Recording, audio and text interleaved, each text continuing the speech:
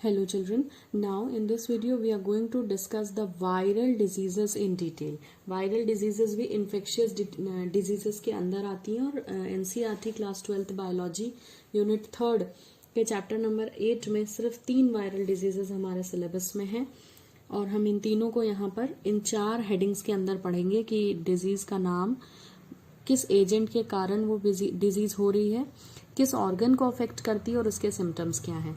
सो सबसे पहली है the very first viral disease given in NCERT is common cold.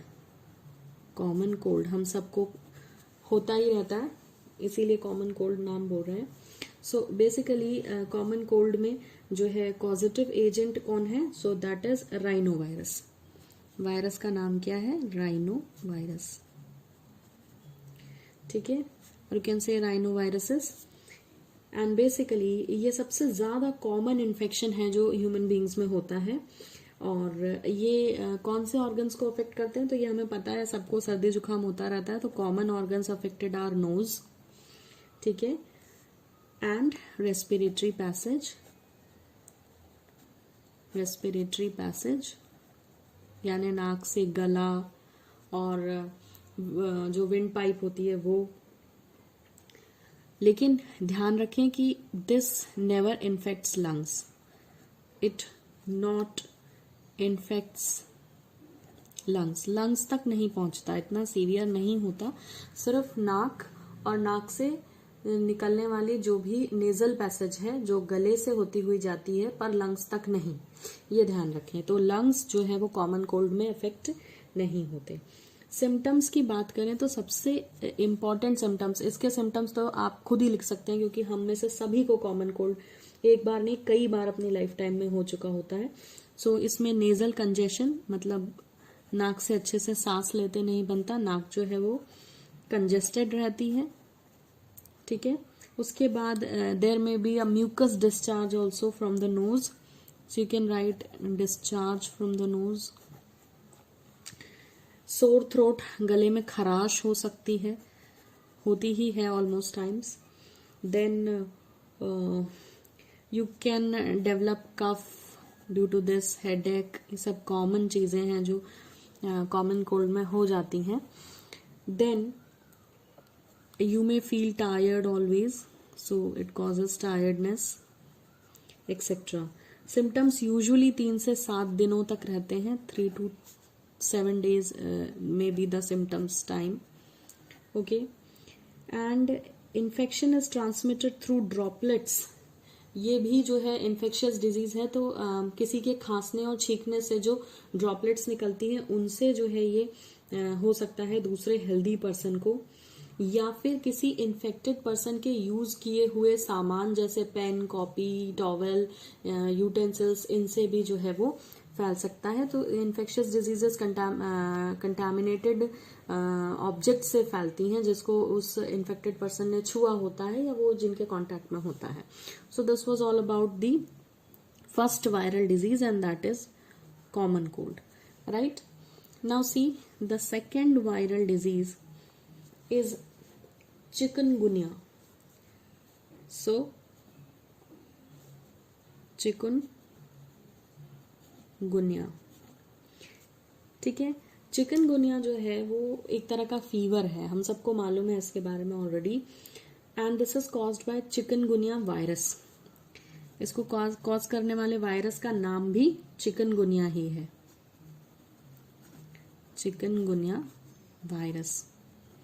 इस वायरस को शॉर्ट में चिक वी भी कहते हैं। Let me write in capital CHICK, chik V. So chikungunya virus को शॉर्ट में चिक वी भी कहते हैं, right. So this C will not come क्योंकि ये मुर्गी के बच्चे वाला चिक नहीं है, it's just CHIK। So you may note it is CHIK, chik V, okay. So not this, chik V. Basically अगर कोई पूछे कि इससे ऑर्गन्स कौन से अफेक्टेड होते हैं, तो एज सच एनसीईआरटी में बहुत क्लियरली दिया नहीं है, बट यू शुड नो, क्योंकि हमने ये 4 कॉलम्स बनाए हैं तो हमें पता होना चाहिए कि चिकनगुनिया किन ऑर्गन्स को अफेक्ट करता है। तो ध्यान रखें, ये मस्कुलोस्केलेटन सिस्टम को अफेक्ट करता है. What is this? I will explain. What is musculoskeletal? That is your musculoskeletal system. It should be L. Musculoskeletal system. कुछ नहीं है, मसल और स्केलेटन सिस्टम को इन्वॉल्व कर देते हैं. यानी कि नॉट ओनली योर बोन्स, ठीक है, स्केलेटन सिस्टम में हड्डियां आ जाएंगी और बोन्स और जॉइंट्स आ जाएंगे. Not only your bones and joints but also muscles involve, muscles are also infected. इसके साथ साथ ये कुछ हद तक इम्यून सिस्टम और सर्कुलेटरी सिस्टम पर भी असर डालता है. Then what are the important symptoms? तो इसके सिम्टम्स में है सडन फीवर, अचानक तेज बुखार आ जाता है. क्रिपलिंग जॉइंट्स, क्रिपलिंग का मतलब होता है बहुत एक्यूट पेन, या हो सकता है कि जो है इंसान को इतना ज्यादा जॉइंट्स में प्रॉब्लम हो कि वो अपाहिज हो जाए. सो क्रिपलिंग का मतलब होता है बहुत एक्यूट, ठीक है. Then lymphoadenopathy is also caused due to this. Basically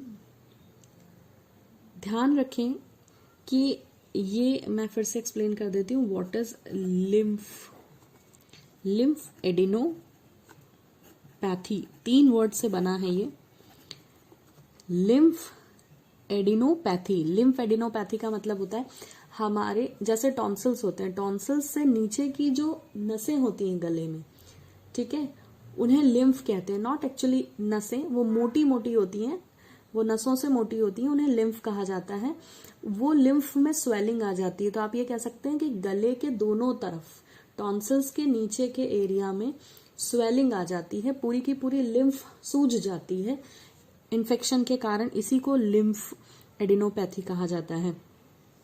एक बहुत इंपॉर्टेंट चीज जो मैं अब यहाँ ऐड करूंगी, हमने कहा कि चिकनगुनिया वायरस से होती है, बट आपने सुना होगा कि मस्कीटो बाइट से चिकनगुनिया फैलता है. तो वो मस्कीटो जो चिकनगुनिया का कैरियर है, या वो मस्कीटो जो इस चिकवी को अपने ऊपर लेकर घूमता है, अपनी बॉडी में लेकर घूमता है, उस मस्कीटो का नाम क्या है? So basically mode of transmission is bite माने जब मच्छर काट लेता है, तो mosquito bite. So bite of which mosquito? तो एडीज इजिप्टी.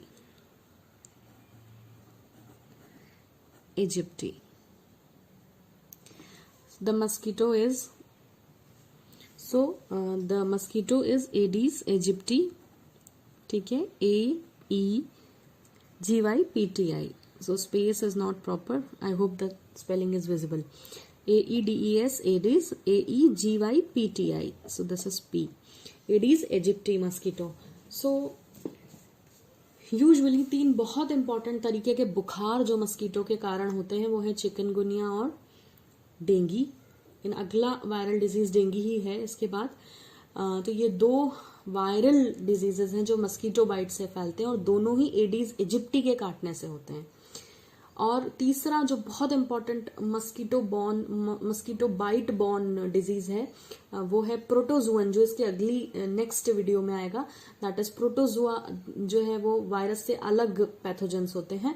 तो प्रोटोजून बॉर्न डिजीज है जिसमें जो है आपको फीमेल एनोफिलिस मस्कीटो के काटने से मलेरिया होता है. तो 3 बहुत इंपॉर्टेंट बीमारियां हैं. 2 वायरल डिजीजेस हैं, चिकनगुनिया एंड डेंगी, और एक मलेरिया प्रोटोजुआ बॉर्न डिजीज है. सो आई होप चिकनगुनिया क्लियर है. अब चिकनगुनिया को आप एलिमिनेट कैसे कर सकते हैं? जो भी बीमारी मस्कीटो से हो रही है, चाहे वो चिकनगुनिया हो, डेंगी हो या मलेरिया हो, उसका अगर आप इन्फेक्टेड हैं तो आपको इलाज कराना पड़ेगा. मगर इन्फेक्शन ना हो के लिए क्या कर सकते हैं? तो इसके लिए बहुत सारे अवेयरनेस कैंपेन टीवी पर भी चलाए जाते हैं. और मलेरिया को तो लगभग इरेडिकेट ही कर दिया गया है, अब नहीं उतना किसी को होता. बट कैसे आप इससे और ज्यादा बच सकते हैं? तो सोल्यूशन है कि मस्कीटो को अपने आसपास पैदा ही ना होने दिया जाए, उनकी ग्रोथ रोक दी जाए, और कुछ भी ऐसी गंदगी अपने आसपास स्प्रेड ना होने दें जिससे जो है मस्कीटो ग्रो करें और आपको ये बीमारी का खतरा हो. Now the third type of very important viral disease is dengue. The correct pronunciation is dengue. Spelling looks like dengue. लोग बोलते भी हैं कि डेंगू है, but it's not dengue, it's dengue, right. So ये भी मस्कीटो बॉर्न डिजीज है, and the name of the virus is flavivirus. That is mosquito borne flavivirus. Flavivirus, virus का नाम है फ्लेवी वायरस. फैलता कैसे है? Again by the same bite of, किसके बाइट से, किसके काटने से? It is spread by bite of Aedes इजिप्टी.